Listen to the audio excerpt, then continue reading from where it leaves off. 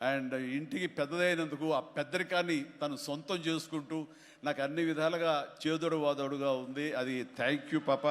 అందరి ముందు ఇటు పక్కన అమ్మ ఇటు పక్కన ఉంది.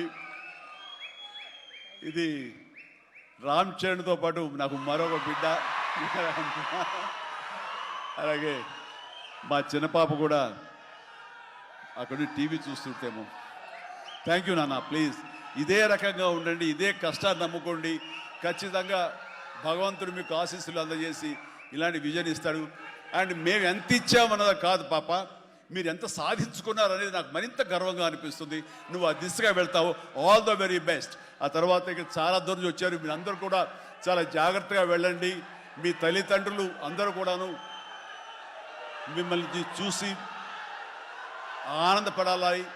మీ యొక్క సుదీర్ఘమైన జీవితాన్ని చూసి వాళ్ళు ముచ్చట పడాలి. అండ్ ప్రతి వాళ్ళు ఏదైనా సాధించాలనే ఒక దీంతో ఉండాలి. కాబట్టి నాకు తెలుసు నా అభిమానులు ఎప్పుడు కూడా నన్ను ఇన్స్పిరేషన్గా తీసుకుని మీరు అభివృద్ధిలోకి వస్తారని తెలుసు. And thank you. ఇదే అభిమానం, ప్రేమ మీరు నా మీద ఎప్పుడు చూపించాలి. Thank you so much.